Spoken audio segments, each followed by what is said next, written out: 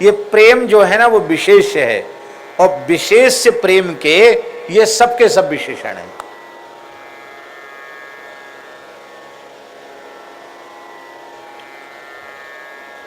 प्रेम तत्व किसी को प्राप्त हो जाए, दिव्य अपूर्व भगवत प्रेम की प्राप्ति किसी को हो जाए, तो प्रेम की प्राप्ति होते ही इतने चीजें अपने आप जीवन में हो जाएंगी। शूल, प्रेम प्रकट होते ही सारे शूल खत्म हो जाएंगे। शूल शब्द का अर्थ होता है दुख, दैहिक दैविक भौतिक आदि त्रिविध ताप भी शूल ही है। त्रिविध तापों का उन्मूलन हो जाएगा। आप लोग कहेंगे कैसे? मन जहां भगवान के नाम रूप लीला में ठीक से लग गया, वहां फिर बाहरी वेदना की अनुभूति होती नहीं है। शरीर भाव में जब आएगा तब किंचित अनुभूति होगी, शरीर भाव से अलग हुआ तो उसमें अनुभूति नहीं होती। एक महापुरुष के बारे में हमने सुना है, कानपुर देहात क्षेत्र में गंगा के किनारे एक महापुरुष रहते थे। परम पूज्य श्री कबीर जी महाराज की वाणी से हमने सुना, उनके गुरु जी की बात। लश्करी महात्मा थे, लश्करी तिलक होता ना बीच में भी, श्वेत शुक्ल श्री धारण करते हैं, लश्करी महात्मा थे, बहुत अच्छे संत थे। आहरनिश नाम जप करते थे, और ऐसे नाम जप नहीं करते थे, जिह्वा से उच्चारण पूर्वक श्री सीताराम श्री सीताराम श्री सीताराम, ऐसे धीरे धीरे श्री सीताराम श्री सीताराम श्री सीताराम श्री सीताराम श्री सीताराम। जब तक सोते नहीं तब तक ऐसे बोलते रहे, श्री सीताराम श्री सीताराम।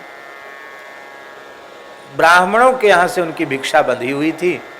एक बार 24 घंटे में अलग अलग ब्राह्मण के यहाँ से रोटी आ गई, और वही गंगा किनारे रहते थे, प्रेम से पाया, ठाकुर जी को भोग लगाए पाया। बाकी किसी ने उनको सोते हुए लेटे हुए नहीं देखा, हमेशा श्री सीताराम श्री सीताराम। उनके शरीर में घाव हो गए, कुष्ठ हो गया, उन घाव में कीड़े पड़ गए। आप विचार कर सकते कितनी वेदना होगी। कीड़े पड़ गए, वो कीड़े घाव से नीचे गिर जाते, तो बाबा बड़ी करुणा भरी दृष्टि से कीड़ों की ओर देख के कहते, सीताराम सीताराम, राम जी कहाँ जाओगे, भूखे मरोगे, इसका क्या होगा, श्री सीताराम। कीड़ा उठा के फिर घाव में रख लेते, श्री सीताराम। कीड़े काटते होंगे, कैसा लगता होगा। हम लोगों की बुद्धि काम नहीं करेगी। गांव के लोगों ने कहा इनको तो कानपुर ले चलेंगे, इलाज कराएंगे। बैलगाड़ियों का साधन थे, बैलगाड़ी लेके आए, बाबा जी को बिठाने लगे बैलगाड़ी में। बाबा बोले, भजन में ज्यादा ही विक्षेप किया ना लोगों ने, नहीं ले चलेंगे हॉस्पिटल। बाबा बोले, देख लो, कान खोलकर सुन लो, हमारी इच्छा के विरुद्ध तुम लोग जबरदस्ती उठा के ले गए, तो जो जो हमको ले जाएगा उसका अनिष्ट हो जाएगा, बुरा हो जाएगा, उसका नुकसान हो जाएगा। अब गृहस्थियों की विचारों की श्रद्धा तो होती है, पर वो तो इसीलिए सेवा करते कि हमारा सब बढ़िया भला रहे, अच्छा रहे।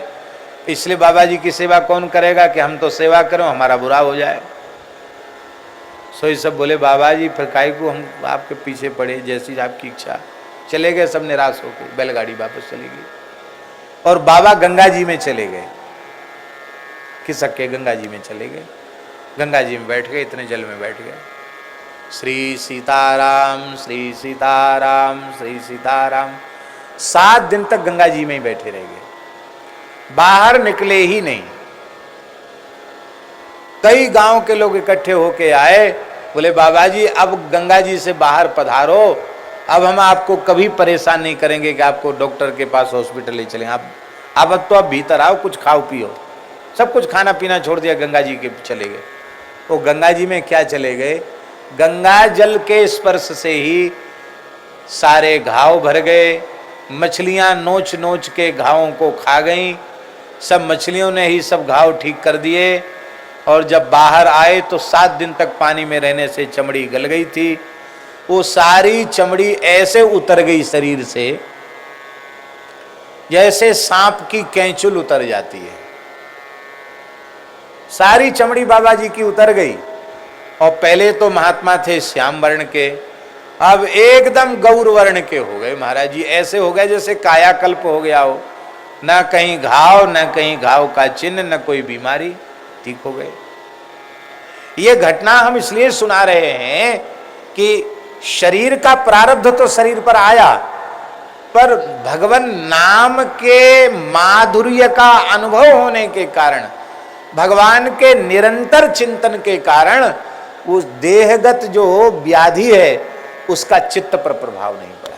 ये बात, इसलिए ये प्रेम ऐसी चीज है कि इस प्रेम तत्व किसी के भीतर प्रकट हो जाए तो गत शूल, सारे दुख चले जाएंगे, संशय सकल, सारे संशय समाप्त हो जाएंगे। संशय शोक सकल भ्रम जारे, ज्ञान गुदरी में, संशय शोक सकल भ्रम जारे, 5-25 सुप्रगटे मारे, दिल के दर्पण दुविधा खोई, सो विराग में पक्का होई, तन मन लागी रहे गलताना, सो लखी पावे पद निर्वाणा, साचे गुरु से जाने जोई, भक्ति मुक्ति बाही को होई, इत्यादि प्रकार से कहा गया। सारे संशय समाप्त हो जाते हैं। जहां प्रेम होगा वहां दुख नहीं रह सकता। जहां प्रेम प्रकट हो जाएगा वहां संदेह नहीं रहेगा। प्रेम जहां होगा वहां संशय नहीं रहेगा। एक बड़ी प्यारी बात हमको पढ़ने में आई आज प्रेम के संबंध में, बहुत प्यारी बात। एक महानुभाव ने बड़ा सुंदर भाव दिया है कि प्रेम है क्या चीज।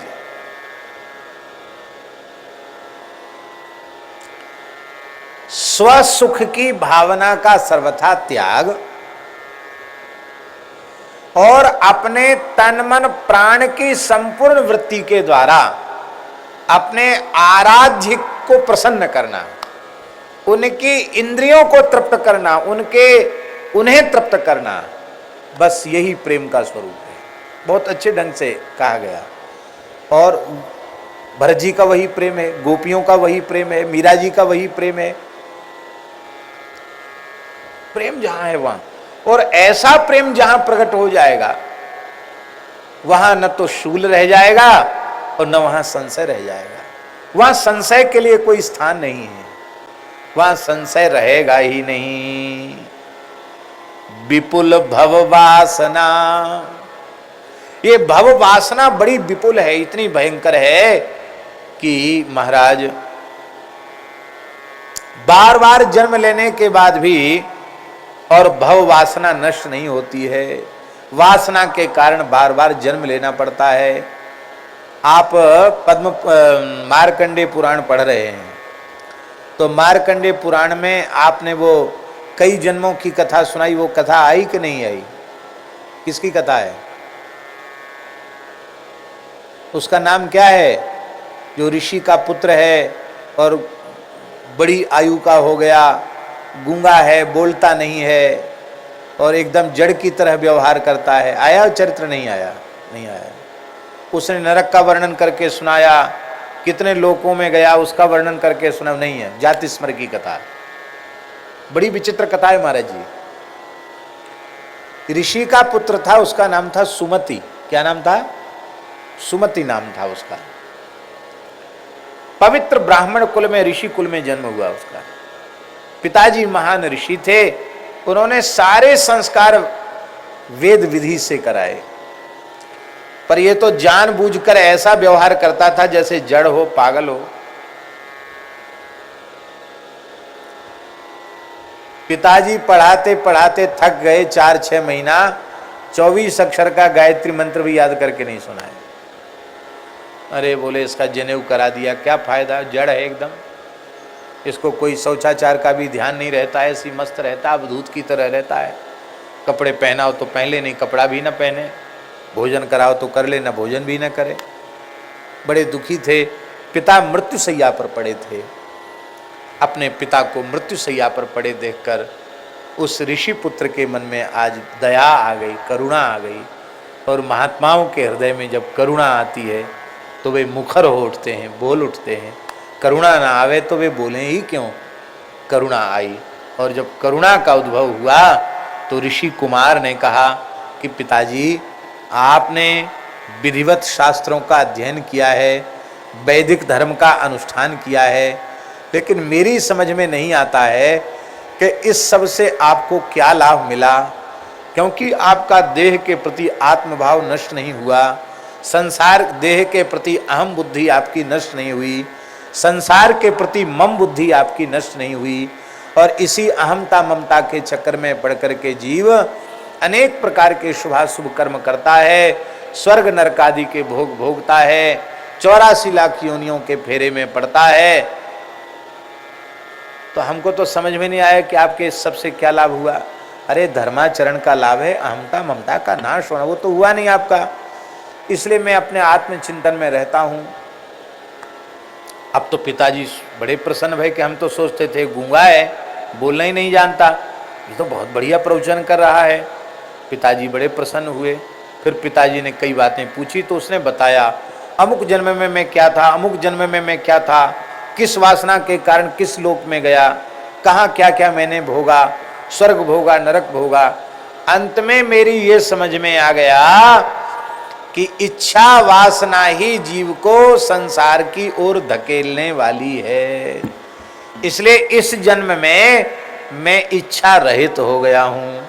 अब मैंने संकल्प करना, कामना करना, इच्छा करना सब कुछ छोड़ दिया है।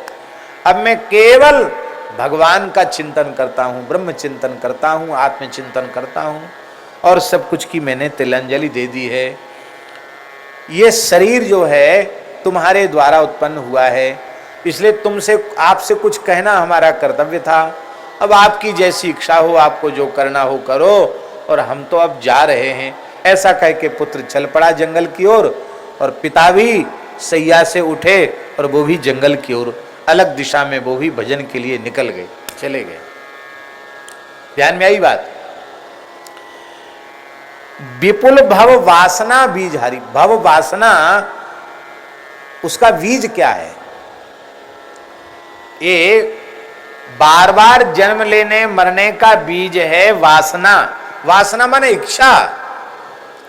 हमारी कुछ इच्छाएं अधूरी रह गई थी, उन इच्छाओं की पूर्ति के लिए यह वर्तमान जन्म हुआ। तो वर्तमान जन्म में भी इच्छाएं हम पाल लेंगे तो उसका परिणाम आगामी जन्म होगा। ये जो वासना रूपी जो बीज है, ये प्रेम से जल जाता है तो संशय समाप्त हो जाता है, सारे सूल समाप्त हो जाते हैं, और भव वासना का मूल कारण जो वासना है, इच्छा है, वो समाप्त हो जाती है। एक ही इच्छा रह जाती है, जे ही विधि प्रभु प्रसन्न मन होई, करुणा सागर कीजिए सोई। यही केवल रह जाती है बात।